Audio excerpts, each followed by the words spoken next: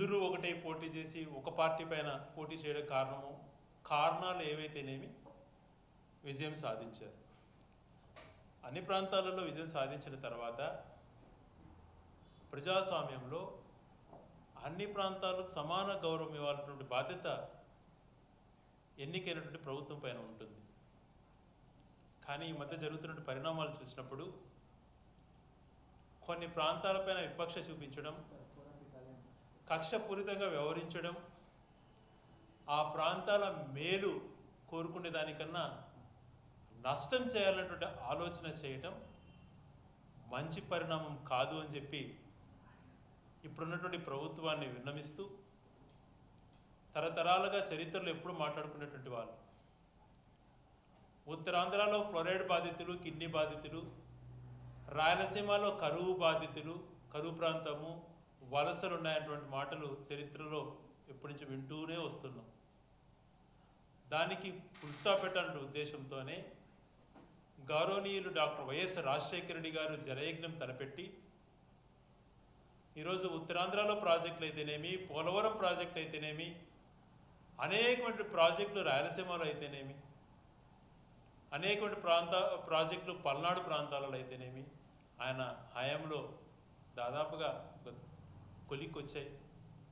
పూర్తి కావటానికి కూడా చాలా ప్రాజెక్టులు పూర్తి అయ్యే పరిస్థితి కూడా వచ్చాయి. అందులో రాష్ట్రానికి తలమానికమైనటువంటి పోలవరం ప్రాజెక్టు తీసుకోండి, కుడి ఎడమ కాలువలు అయితేనేమి, మొత్తం అనుమతులు అయితేనేమి తీసుకురావడం అయితేనేమి, ఉత్తరాంధ్రలో అనేకమైన ప్రాజెక్టులు, మహేంద్ర తనియా లాంటి ప్రాజెక్టులు, ఎన్నో ప్రాజెక్టులను వంశధార కంప్లీట్ స్టేజ్కి తీసుకురావడం అయితేనేమి, అనేక ప్రాజెక్టులు నిర్మించడం అయితేనేమి, అలాగే కృష్ణా జిల్లాలో స్థిరీకరణ కోసం ఆ రోజు పోలవరాన్ని రైట్ కెనాల్ను దాదాపుగా పూర్తి స్థాయికి తీసుకురావడం అయితేనేమి, రాయలసీమలో కరువు ప్రాంతమైనటువంటి దాదాపుగా ఎడారిగా మారుతున్నటువంటి ప్రాంతాలను ఈరోజు పరిశ్రమల పరంగా లేకపోతే హార్టికల్చర్ పరంగా ఎంతో ముందుకు తీసుకొచ్చినటువంటి ప్రదేశాలు అయితేనేమి, హెచ్ఎన్ఎస్ఎస్, జిఎన్ఎస్ఎస్ లాంటి ప్రాజెక్టులు దాదాపుగా 5 సంవత్సరాల్లోనే పూర్తి స్థాయికి తీసుకొచ్చినటువంటి ఘనత డాక్టర్ వైఎస్ రాజశేఖర రెడ్డి గారికి నిజంగా దక్కుతుంది.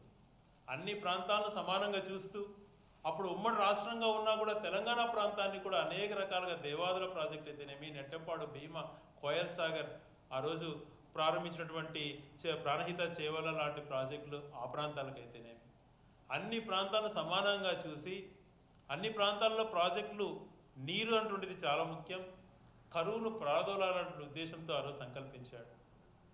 మరి ఇదే చంద్రబాబు నాయుడు గారు గతంలో ముఖ్యమంత్రిగా 10 సంవత్సరాలు ఉన్నప్పుడు ఒక్క ప్రాజెక్టు కూడా ఆలోచన కూడా చేయలేకపోయాడు. కనీసం ఇది నా ఆలోచన, దీన్ని రకంగా పూర్తి చేస్తానని చెప్పి పోలవరం పైన లేదు, హెచ్ఎన్ఎస్ఎస్ పైన లేదు, జిఎన్ఎస్ఎస్ పైన లేదు, వంశధార పైన లేదు, ఏ ప్రాజెక్టు పైన లేదు.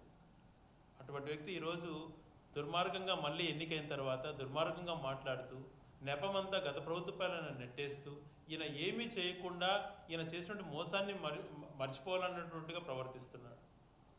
మరి అదే జగన్మోహన్ రెడ్డి గారు ముఖ్యమంత్రి అయిన తర్వాత ఉత్తరాంధ్ర పైన దృష్టి పెట్టి అక్కడ ఉద్యానంలో కిడ్నీ రీసెర్చ్ సెంటర్ అయితేనేమి, అక్కడ ఫ్లోరైడ్ బాధితులకు శాశ్వతంగా పరిష్కారం చూపించినటువంటి నాయకుడు జగన్మోహన్ రెడ్డి గారు. అదే ఆలోచనతో ఉత్తరాంధ్ర కూడా అన్ని రకాల వెనుకబడిన ప్రాంతం ముందుకు తీసుకురావాలనే ఉద్దేశంతోనే అక్కడ ఆర్థిక రాజధాని అటువంటిది వైజాగ్లో ఏర్పాటు చేసి దాన్ని ముందుకు తీసుకెళ్లాలన్న ఆలోచన చేశారు.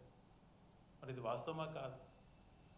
అలాగే గోదావరి జిల్లాలను ఆయకట్టు స్థిరీకరణ కోసం పోలవరం ప్రాజెక్టు గతంలో చంద్రబాబు నాయుడు గారు అనేక మిస్టేక్స్ వల్ల డయాఫ్రమ్ వాళ్ళు ఎప్పుడు కట్టాలో అటువంటిది కూడా ఆలోచన చేయకుండా దాన్ని నష్టానికి కారకులైనటువంటి వ్యక్తి చంద్రబాబు నాయుడు దాన్ని కరెక్ట్ చేసి ఒక స్థాయికి తీసుకొచ్చి కేంద్ర ప్రభుత్వం ద్వారా ఈరోజు నిధులు వస్తున్నాయంటే ఆ రోజు జగన్మోహన్ రెడ్డి గారు వహించినటువంటి తీరు వల్ల.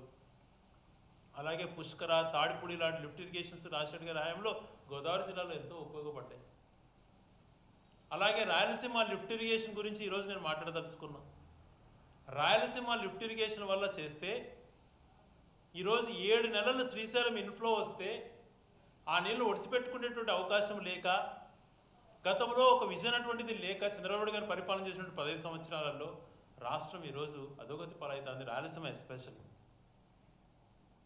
గెండికోట ప్రాజెక్ట్ని 5 టీఎంసీలు కుదించమని గతంలో చంద్రబాబు గారు జీవో ఇస్తే దాన్ని 20 టీఎంసీలకు రాజశేఖర్ గారు పెంచితే ఈయన హయాంలో ఏమీ చేయకపోతే 27 టీఎంసీలు నిలవడానికి కారకులు జగన్మోహన్ రెడ్డి గారు. గెండికోటలో పూర్తి సామర్థ్యానికి నీళ్లు నిలబడమే కాకుండా అలాగే అనేక ప్రాజెక్టులు సోమశిలలో ఫుల్గా రావడం అయితేనేమి, కండలేరుకి ఎలాగ పోవాలన్నటువంటి ఉద్దేశంతో అయితేనేమి, ఇలాగా అన్ని ప్రాజెక్టులపైన దృష్టి పెట్టి ప్రాపర్గా ప్లాన్ చేసుకోవాలి. 7 నెలలు మన దాదాపుగా ఇన్ఫ్లో వచ్చింది. శ్రీశైలం ప్రాజెక్టు పొంగి పొల్లింది 7 నెలలు కంటిన్యూస్గా. దాదాపుగా 1000 టీఎంసీ సముద్రంలో కలిపారు. అటువంటి పరిస్థితులలో స్టోరేజ్ ఉండాలన్న ఉద్దేశంతో గెండికోటను పూర్తిస్థాయిలో నింపడమే కాకుండా మరొకటి సమాంతరంగా ఇంకొక రిజర్వాయర్ నిర్మించి ఈ ప్రాంతాలను ఆదుకోవాలన్నటువంటి ఆలోచన చేస్తే ఈరోజు కేంద్ర ప్రభుత్వం తిన ద్వారా నడుస్తుంది, నా ద్వారా నడుస్తుంది, నేను ఏం చెప్తే అది కేంద్ర ప్రభుత్వం నేను శాసించగలను మాట్లాడి చంద్రబాబు నాయుడు గారు ఒక ఎన్విరాన్మెంట్ క్లియరెన్స్ ఇప్పించలేకపోయారా అని చెప్పి ప్రశ్నిస్తున్నాం.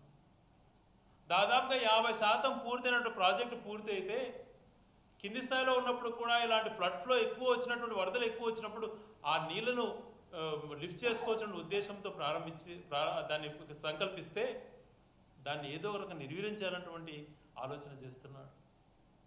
అక్కడ అన్ని ప్రాంతాలు సమాంతరంగా ఉండాలి, అన్ని ప్రాంతాలు సమాంతరంగా అభివృద్ధి చెందాలన్నటువంటి ఆలోచనతో ఒక పక్క పులిచింత లాంటి ప్రాజెక్టును గతంలో రాజశేఖర్ గారు కంప్లీట్ చేస్తే ఆ పులిచింతల తర్వాత కూడా వేమూరు పామర్రు మధ్యన ఆయకట్టు స్థిరీకరణ కోసం అయితేనేమి, పెనమలూరు పామర్రు మధ్యన స్థిరీకరణ కోసం అయితేనేమి రిజర్వాయర్లు నిర్మించడానికి జీవోలు కూడా ఇచ్చి పనులు కూడా ప్రారంభించారు.